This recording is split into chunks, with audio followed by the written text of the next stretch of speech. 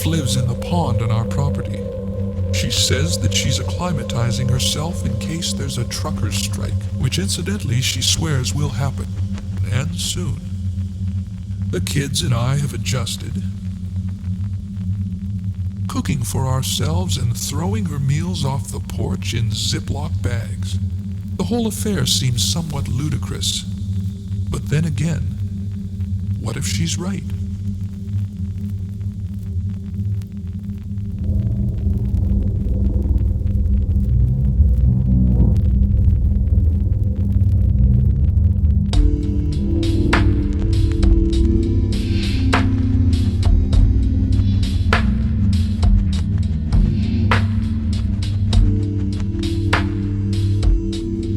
My wife's moods have shifted considerably since her days as a land dweller.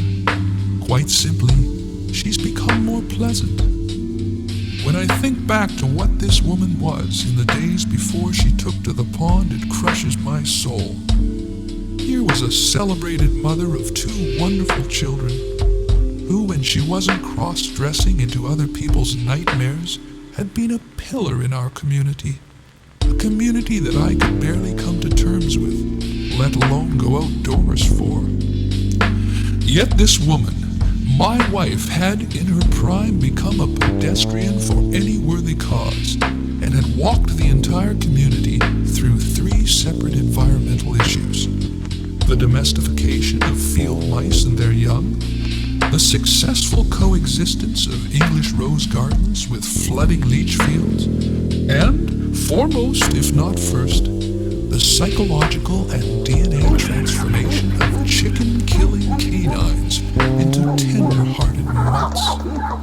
These were really bad dogs who had been on the verge of mudding up the good relations between the local rednecks and the New Age airheads, and she thereby stopped a confrontation which would have led, no doubt, to the extinction of the Chevy Impala and the drive-by torchings of health food stores countywide. Yes, while other members of this sleepy little community only gathered, cut, and stacked, my wife had mastered the fine art of becoming firewood, unselfishly allowing other primates of a colder nature to warm, even scold themselves from the benefits of her bad behavior. Now these days, this same woman, plucked from a reliance on primate predictability by some inner quirk of her own, has chosen to leave ordinary life behind and become an amphibian, abandoning a compound as secure in tradition as an American family household for a pond, a plot of water barely large enough to hold a rubber dinghy, let alone host a contemplative thought. The kids and I would handle the situation and come to grips with our despair.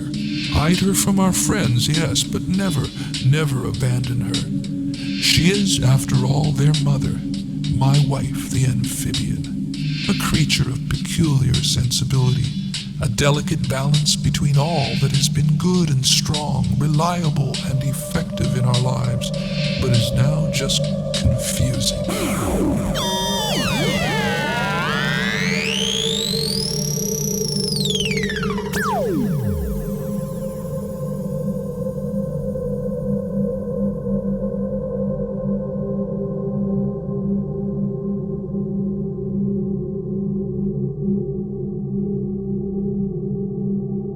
Story time has become our favorite pastime, usually at sunset. It has taken on qualities of unearthly proportions. The kids and I will sit cross-legged in the mud around the pond, huddling together as the amphibian flops in the water in front of us, expounding tales of remarkable ingenuity. Amphibians, she will say, live in a constant state of flux, positioned graciously between patience and prayer. Patience, she will say, relates to living on the land, an agitated tolerance of the human condition, while prayer relates to water and particularly depth, a submergence away from the human life, its habits, weaknesses and tendencies. The voice, she says, is like a submarine. Above the water it can be seen and heard, whereas below the surface it is hidden and hears only itself. This psychological dribble, as the kids and I have called it, hardly whets our appetite. We much prefer her children's stories, but even they can be a little challenging. Our favorite is about a frog named Earl, who is studying to become an accountant, falls asleep during a seminar on bookkeeping, and wakes up abruptly to find, to his horror, that he is stuck to the tongue of a Yaqui shaman. The nicotine, sage, and saliva cause Earl to go into convulsions and hallucinations of grandeur. He imagines himself to be completely dried out and flattened. In a panic, he slides off the tongue and escapes through a crevice of clear light into the Indian's brain, where he rides across the dunes of his frontal lobes on the back of a scorpion named Joey, collecting all the experiences, both metaphysical and otherwise, that have made Grandfather, which is the Indian's name, the shaman he is today. Each addition to the story takes another sunset and is delivered through a glorious display of synchronized swimming. The kids and I laugh and cry as Mum flops in the water in front of us, picking up the little lessons as we go. Then later the kids draw pictures of Earl and Joey on their quest and pin them to the walls of their bedroom.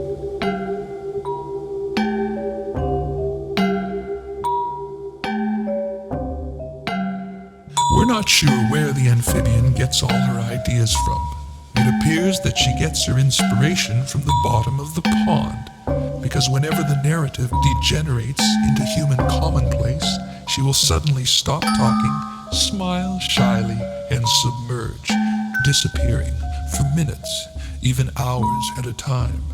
Then gradually the pond will begin to shimmer with rings of anticipation, getting bigger and faster. Then suddenly the bright orange bathing cap will break the surface, pulling behind it the housing device of impenetrable imagination I once knew as my wife's body.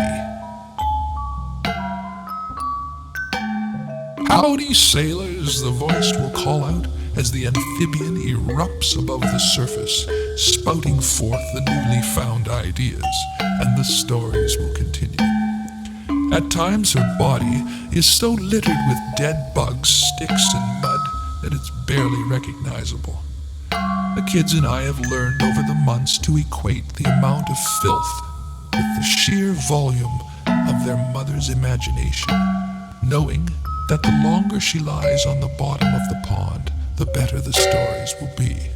It's as if the amount of pond luggage stuck to her is proportioned evenly with the magnificence of her imagination. One particular occasion, during the earlier weeks of her habitation, she erupted from the pond so littered with dead bugs, sticks, and mud that she frightened the youngest child so much that he ran and hid in the trunk of the car. We wouldn't have found the poor boy if the road out of our place wasn't practically impassable, as the daughter and I heard him bashing around inside the trunk. We found the poor child completely terrified, in a near state of hypothermia, clutching a tire iron. When we told him it was his mother he'd seen, he relaxed and agreed to return to the property.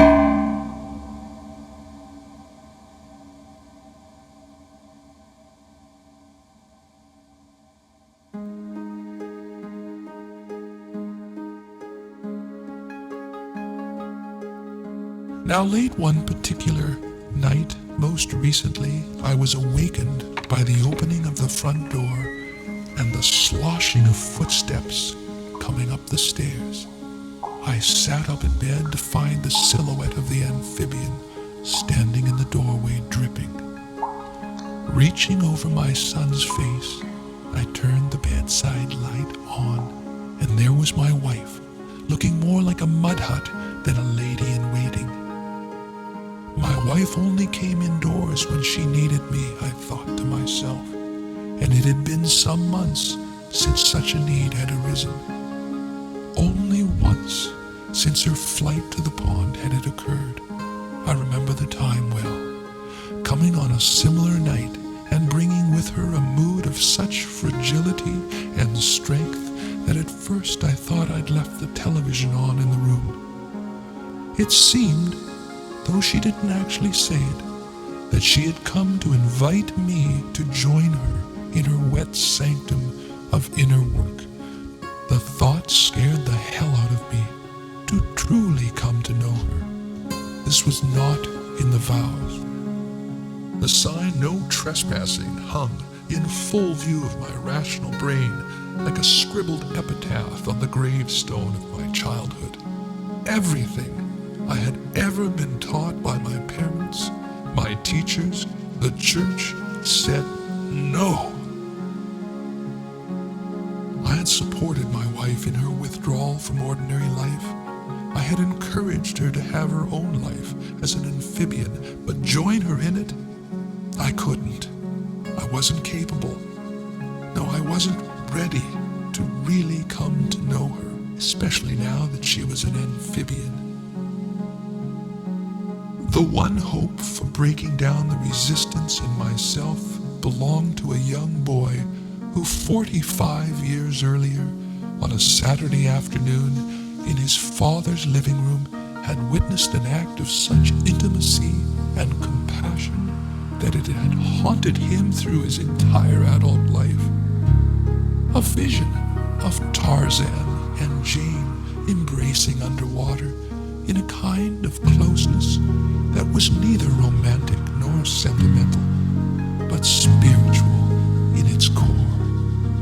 At the time, the vision was barely recognizable in the wake of the young boy's innocence, and yet strong enough to outlast all other childhood experiences. At the time, the understanding of what he'd seen could not make its way into the boy's heart, but remained trapped behind the blue-gray fence of the television set. The feeling of seeing but not knowing had left the boy hollow and helpless. To be left out of the most intimate of encounters, like a chimpanzee on the shore, was too much to handle. So he'd buried the event deep inside him, and yet that experience had remained with him his whole life, guiding him further and further away from what is expected, what is ordinary in life. "The pond is empty," she said, in a voice as clear as mushroom soup. "Some fucking asshole has drained the pond," came the voice from its window in the mud hut. "The water's gone. The goddamn water's gone," the amphibian repeated. "Oh," I said in a voice so soft and caring that it scared me. "I'll get the hose, honey. I'll get the hose." Perhaps the kindest words I'd spoken to my wife, the amphibian, since her pilgrimage to the pond. Then, with nothing on but my pajamas and galoshes, I followed the amphibian down the stairs, through the house, out the door, into the backyard and across the lawn to the pond. In the cool night air, we stood beside each other, hose in hand, till the pond floor sank from view. We spoke hardly a word to each other that night, and then just as the sun floated onto the horizon, she turned to me, caressed me on the cheek with her flipper, and was gone, disappearing to the bottom of the pond.